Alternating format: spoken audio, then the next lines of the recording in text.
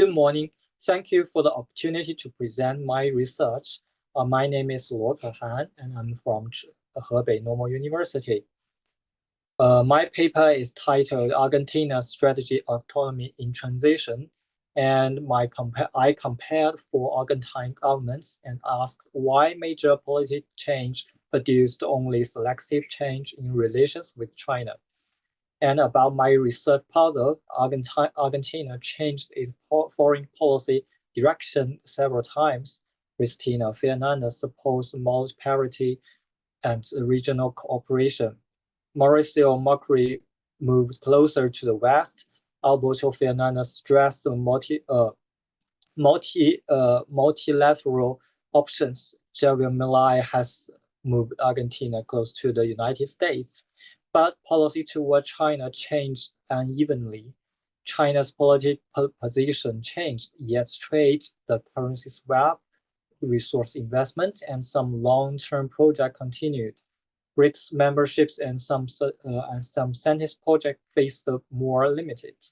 My main question is, why did major shift in Argentina foreign policy orientation not produce equally large change in its relation with China? It is also a question about strategic autonomy. What kind of dependence did each government accept, and which external tie gave Argentina rooms for action? Existing research gives three main explains, and the first is ideology, explains why governments change the direction. And hedging also explains why governments keeping several external channels open. And crisis constraints and institutional legacy explains why debt, strict, and sucks cost the sports continuity. I connect this idea through one autonomy question. What external configuration did each government think would strengthen Argentina room for action, and how did the results affect its ability to change, bargain, refuse, or renegotiate? Latin American autonomy theory asked how much real room for action of states has. I use it in two steps. First, I examine how each government understood acceptable dependence, which constraints did it want to reduce, which relations did it see as useful. Second, I examine whether this idea became policy. Four conditions matter. One, was another workable option available? And second, could the state use it? And then, could trade, finance, and major projects tolerate this disruption? And last, how deeply was the relationship built into contract and domestic interests? I then assess this result. Did the policy preserve real option? Did it improve bargaining or resource capacity? Or did it create new dependence? And let's see for governments. The first, Cristina Fernandez wants to reduce dependence on Western financial center and on one external power. Her government's expanded trade financing and currency swap and long-term projects with China. This ties create more option, but also new commitment. And then next, the government saw closer relations with the West and the United States as the main routes to restoring national capacity. He reviewed China projects, but made the major economic ties continues because they still provided markets and investments, investments. International finance returned, but the IMF program increased financial constraints. Alberto Fernandez's inherent steps and foreign exchange put pressure. His main goal was to keep several channels open during crisis.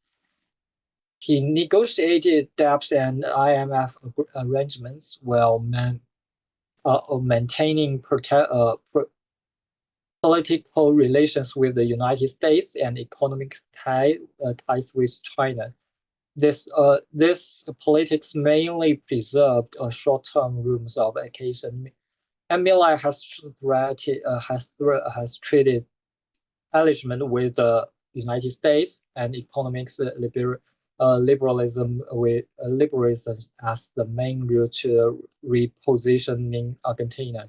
He rejected BRICS membership, but keep important trade swap investments and project tie with China.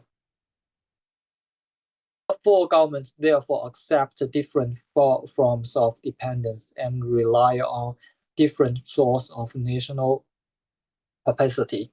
And next, why China policy changes selectively. Political preferred does not become policy atomically, and the result depends on each issue area. In diplomacy and multilateral institution, governments can change directly quickly. In finance and liquidity, IMF programs, capital markets, the Chinese currency swap, and crisis timing shapes on the available option. In trade, resources and investment, China demand capital, provincial interests, and replacement costs support continuity or negotiation. In security and selective technology, cooperation with the United States on alternative technologies and projects risk makes some case more open to review. The long-term projects contracts financing and the sunk cost shaped both continuity and change. China policy therefore changed selectively because political preferences interacted with the political capacity and existing dependence. And let's see the My government. The My period show this pattern clearly. Allegiance with the United States has become central. China has a lower political priority, but trade, liquidity, and investment ties still perform in important functions. Cooperation with the United States has grown, the BRICS option has closed, and at the same time, the currency swap and several economic ties with China continued. This current pattern has three parts: stronger strategy concentration toward the United States, economy continue with China, and the persistent financial constraints. Cooperation is more likely to continue when it's performed essential function and has no timely substitute. Restriction is more likely when security concerns grow, workable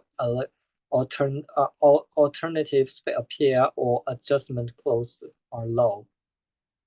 And the last, my conclusion, I make 3 points. First, the four governments have different views of accessible dependence and national capacity.